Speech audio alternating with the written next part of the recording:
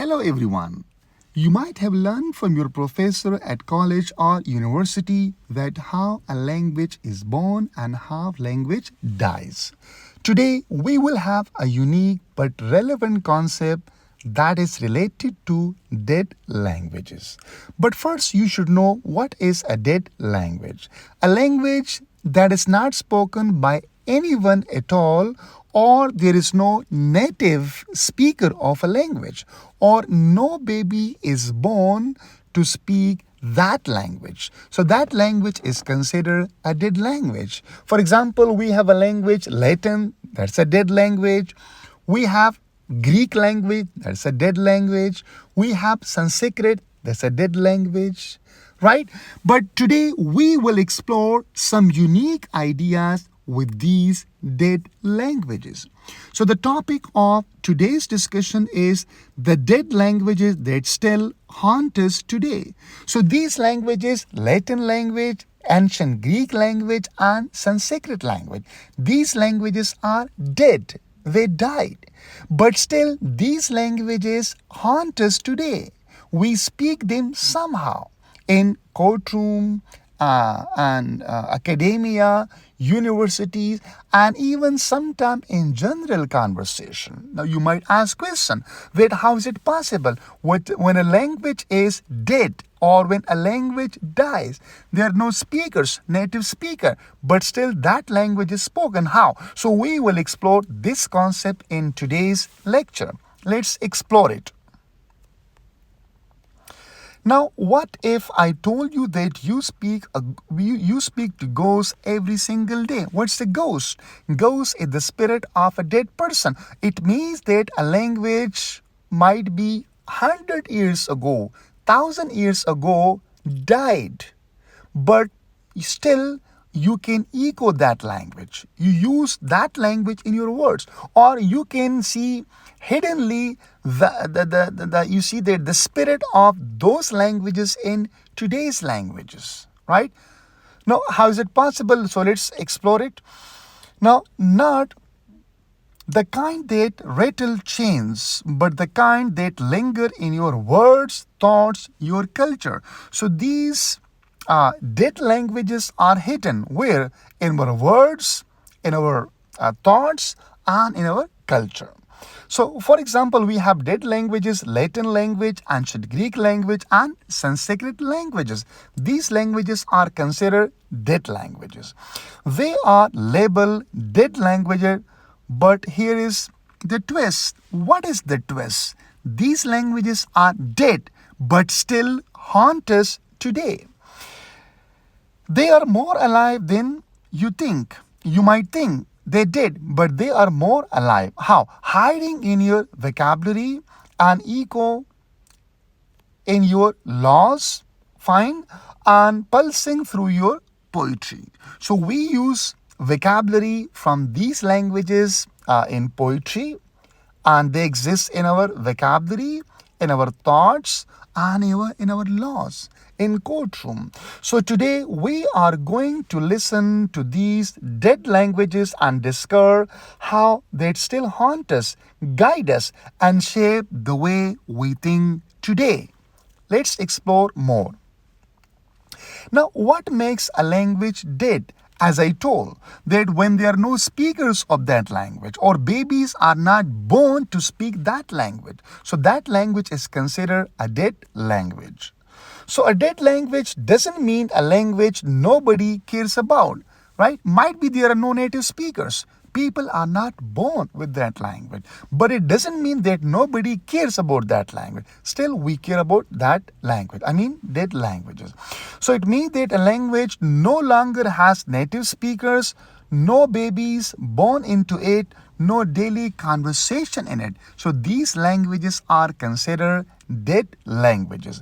But that doesn't mean it's gone, right? It still exists. How it exists. Now, some dead languages are more culturally influenced today than they were alive. So, for example, perhaps that Latin language when it was alive, it wasn't that much influential. Greek language when it was alive, It wasn't that much influential. But today, these languages are more influential in our laws, in our academia, hospitals, okay, and different like places in technical vocabulary we use these languages. Let's explore three of the most deadly influential Latin, ancient Greek, and Sanskrit languages. And trust me that their ghosts are everywhere in all countries of the world, right? Now, Latin, the language of power that never really died. A Latin that was spoken in ancient Roman Empire almost more than 1,000 years ago, that died, is a dead language, but still it is influential. It is used. How? Latin died over 1,000 years ago, but step into the courtroom. If you go to the courtroom, to the laws, you will find vocabulary, okay, from Latin language. You go to the hospital, in medicine you can find vocabulary from Latin, or at university, academia, in research, right, you can find vocabulary from Latin language, and you will hear it whispering. It will whisper with you all the time. So law and government, for example, I may mispronounce these words like habeas and corpus and pro bono and sub juno and de facto and amicus curiae. So these are the words they are used in law and government even today. In medicine and sciences, for example, you might have heard the word cardiovasculars, and the word we have femur, or we have diagnosis, we have the word virus, we have the word like alibi, or we have the word like penicillin. So these are the words which are taken from Latin language. Some more, we continue on this slide too with the Latin language. Now, religion. The Roman Catholic Church still conducts Mass in Latin. When there are some, you see, some religious festivals, right, or prayers. So these prayers are offered in Latin language. So everyday English, over 60% of English words come from Latin root. Oh, that's very much interesting and amazing that the English you speak, because once England was the province of Roman Empire. So Roman, they lived here, they ruled over England. So today English, over 60% of English words come from Latin roots. The roots will be Latin. This is very amazing. Like we have the word, you might have heard the word even video. Okay, that even in social media platforms we use a lot of time. The word video is taken from the root. That's where in Latin language, that is in vedere, or we have, it means okay to see, or even like we have the word manual, which means it's taken from the Latin root that is manus, which means something that is doing by hands, okay, or with hands. Now, Latin may be dead, but it gave birth to French, Spanish, Italians, Portuguese, and Romanians. So these are the kids of Latin language. Fine. Now, that's not death. That is reincarnations, right? So it's been okay. What is reincarnations? You might have heard the word reincarnation, when you die and you born again, right? This is called reincarnations. Okay, the rebirth of something. So Latin language died, but out of Latin language we have what? French language, Spanish language, Italian language, Portuguese, and Romani. Ancient Greek, the mind behind modern thought. You might have heard about Aristotle, Plato, Socrates, right? Sophocles, etc. If Latin is the voice of authority, ancient Greek is the voice of intellect. As we know that Romans were famous for what? For ruling, for infrastructure, right? And what the Greeks were famous for? They were famous for their intellect, for philosophy, for poetry. So Romans were not that much philosophical as the Greeks were. So we have also vocabulary from ancient Greek language, like philosophy, logos. Lot of time we use the word logos, and ethos and pathos. So these are Aristotle's rhetorical triangles, logos, ethos, and pathos, which had roots in ancient Greek language. In government, we use democracy. Democracy is the form of government, right? Is very much popular throughout the world, right? Today in the world, in majority of countries, we find democracy. So democracy, its roots, that's where in Latin, it's taken from not Latin, Greek, is taken from Greek language. And we have the words oligarchy, it's taken, so we have the word chaos, we have the word cosmos, we have the word philosophy. So these are the words which have roots in ancient Greek language. We continue. In science, we use the word biology, we use psychology, we use astronomy, geology, physics, and mathematics. In literature, we use tragedy, comedy, drama, theaters, irony. So these all have what? Greek origins. So fun fact, the word telephone is Greek tele, far, and phone, sound. You might not know about this. Okay, the telephone is also Greek word. So you see that how it is influential. Even the language is a dead one, but still it haunts us today, and we use it in modern world. Sanskrit, that is the sacred language that never went silent. Sanskrit may be dead in casual conversation, but it is eternally alive in spirituality, in yoga, and linguistics.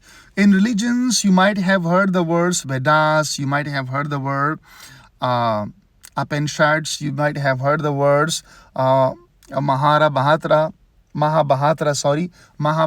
you might have heard the word Bhagavad Gita, you might have the word. So these all are written in Sanskrit.